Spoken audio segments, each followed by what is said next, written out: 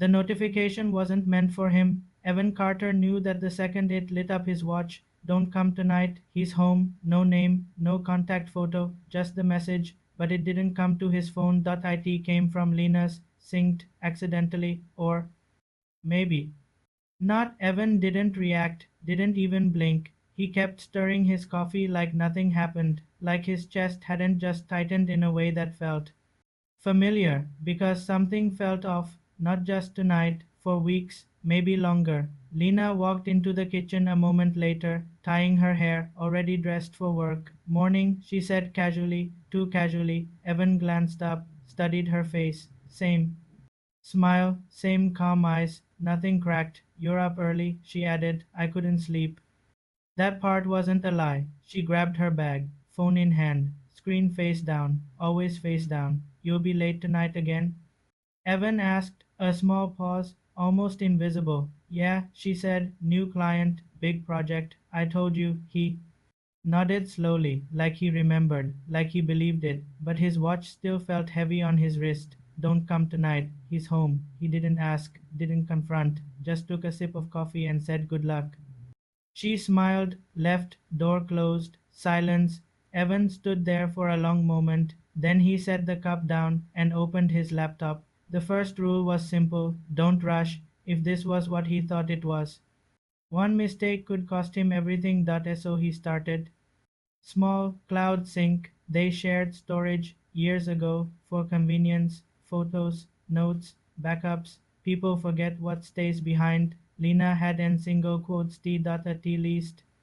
Not completely T first. There was nothing. Normal pictures, work files, receipts, then a folder, recently updated .no name, just a blank icon. Evan clicked, empty, but the timestamp said otherwise. Something had been there, recently, deleted. He leaned back, heartbeat steady. She was careful. That meant this wasn't new. That night, Lena came home at 11:47 p.m. Evan noticed the exact time. She smelled different, not perfume, something subtler, cologne, not his. You're still up?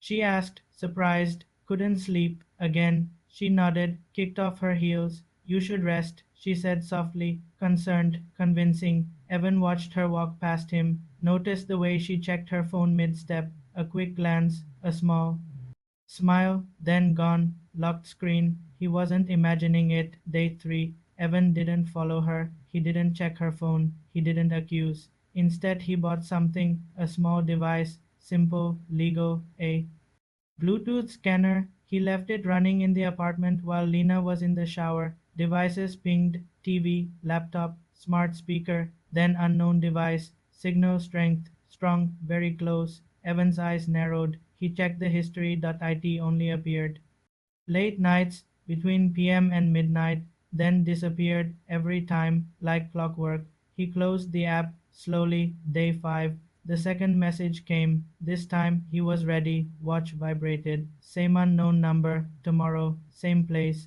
Evan didn't react, didn't breathe. He simply turned his wrist slightly and memorized it, then deleted the notification before Lena could notice.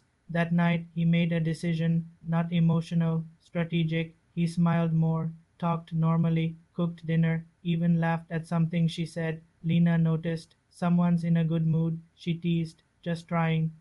He replied. She studied him for a second, like she was measuring something. Then she smiled, relaxed. That was the first shift. She stopped being careful, just a little. Day 7. Evan finally followed, not too close, not obvious. He waited 10 minutes. After she left, then took a ride share, tracked her location through their shared app. She had forgotten to turn it off, or maybe she thought she didn't need to anymore. The car stopped in front of a house Evan had never seen. Modern, quiet street. No lights on outside, but inside movement. Evan stayed across the road, watched. 5 minutes, 10. Then the door opened. Lena stepped inside like she'd been there before. No hesitation. No knocking. Nothing. Evan's grip tightened on his phone. Then a man appeared, tall, relaxed, waiting for her. The door closed, and just like that, everything became real. Evan didn't move, didn't storm the house, didn't call her. He just sat there, breathing slowly, watching the empty door, and that's when he realized something else, something worse. The house had cameras, small, hidden, pointed toward the street, toward him. Evan looked up directly at one of them, a long pause. Then he smiled, just slightly, because now he knew this wasn't just an affair. This was planned, structured, repeated, and if they were watching him, then he would make sure they saw exactly what he wanted them to see. That night, when Lena came home, Evan was already in bed, lights off, breathing steady, pretending to sleep. She walked in quietly, paused, then whispered, "You didn't follow me, right?" Evan's chest didn't move, didn't react. Seconds passed. Then she exhaled, relief, soft, real. And that was the moment Evan understood everything. She wasn't just lying, she was afraid of being caught, which meant she had something to lose, and that made her vulnerable. Evan opened his eyes slowly, dot in the dark, silent, cold. This wasn't about confrontation anymore. This was about control, and he was just getting started. But what Lena didn't know, what she couldn't possibly know, was that Evan had already found something else, something buried deeper. Not messages, not photos, but a connection between that house and someone from his past, someone who should have never been involved. And if he was right, this wasn't just cheating, this was something much bigger, something that had been building long before that first message, and Lena had no idea she wasn't the only one hiding something. If you think you know what's happening, you don't. The truth gets worse in the next part.